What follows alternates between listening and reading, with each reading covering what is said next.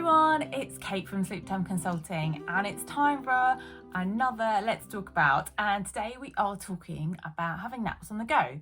So, at this time of recording, the world has just opened up again. We are coming out of the third lockdown.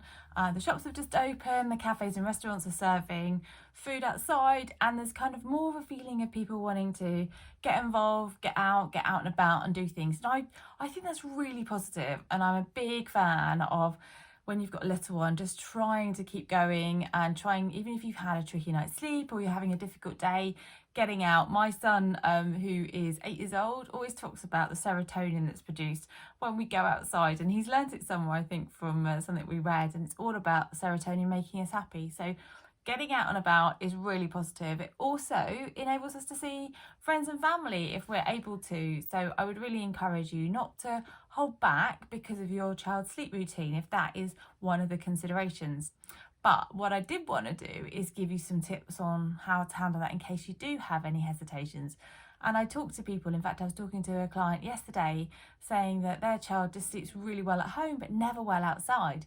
And I think coming out of the lockdowns and the situation that we've been in, it's going to be more tricky for some little kids because you parents have done an amazing job of getting them to sleep well at home, which is fab, but now we kind of want them to sleep a bit better outside and about. So here we go. These are the things to consider.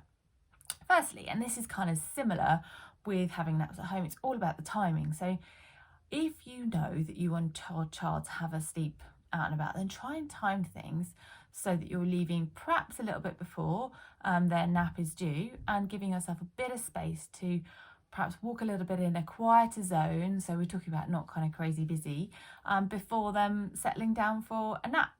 And then I would suggest for the first couple of times that you're doing that you take a note on how long it takes them to fall asleep, because then you can work out whether that kind of works for you or not.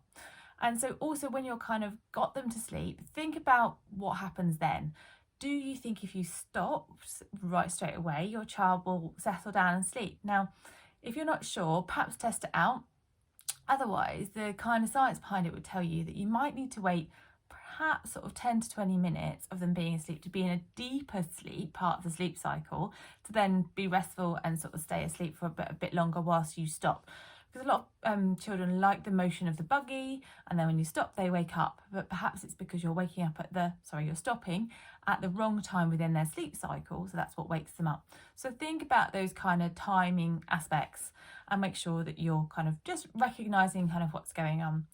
Now, the other thing to consider is the sleep environment. So, I'm a big fan of going with what works for your child, as I've often talked about. But if you find that your child likes to sleep in a dark environment, which is kind of the best environment for a child to sleep in, and you're kind of then transferring from what is a dark room into an out and about situation and lots of kind of bright sunlight, etc. One of the things you could consider getting is something like a snooze shade. They are kind of covers that go over the different kind of pram or pram units and create this really dark environment. It's an amazing product. There are many things that I'd recommend, but this is definitely one of them. It's completely breathable. It's SPF certificated, so it stops the sun from getting in and overheating, etc. So consider that, because actually it creates this dark environment. It'll help your child to have less distractions. They can't sort of see out and about, and it will stop the sunlight from getting in, which will help the melatonin levels, which helps them to sleep for longer.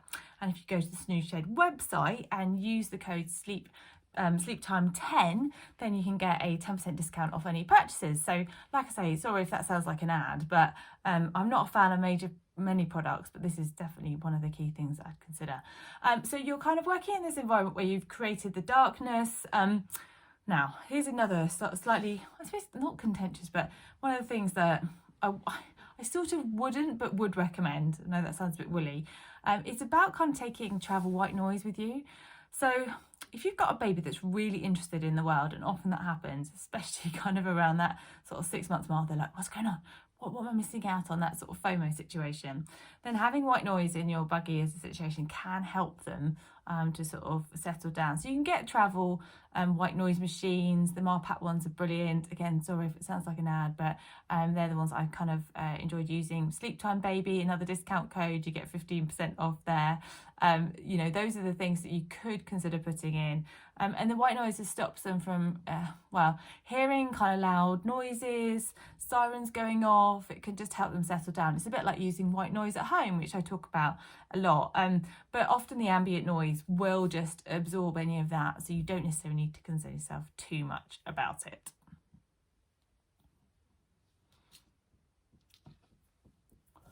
And then the other thing to consider is, what happens if you get home?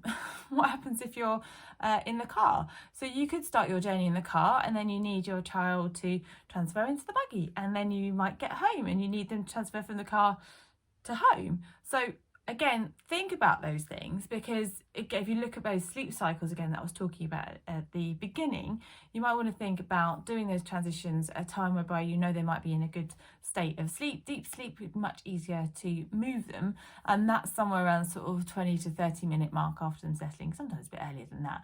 So yeah, doesn't always work. It's a bit of a give it a go situation. Some kids are great at it, others not so brilliant. But see what your child does, and you can obviously work it to your advantage. And the last thing to say, I suppose, about kind of the nap thing is just don't worry about it. When my little one was, when my first child was born, my mum said to me, just make sure you go out every day, just to keep yourself moving and keep yourself going. And now we have that ability. Now the lockdown's lifted. We've got all these babies that have been born through the lockdown, or, you know, kind of grown up through the lockdown. It's nice to get out and about, and it's nice to meet people, even if it's just popping to the shop and buying a paper or a bar of chocolates or whatever it may be. Then feel free to do that, and you know, give yourself permission to spend that time outside. And if your baby's naps don't work well because you're out and about, don't worry about it. You know, you can go for an earlier bedtime, you could go for the next nap being at home, you can reprioritise things slightly. Remember, it's all about the total sleep in the day and not driving that overtiredness rather than the perfect rigid nap schedule. And that's something really to remember. So don't stress yourself out about it. So I hope that was helpful.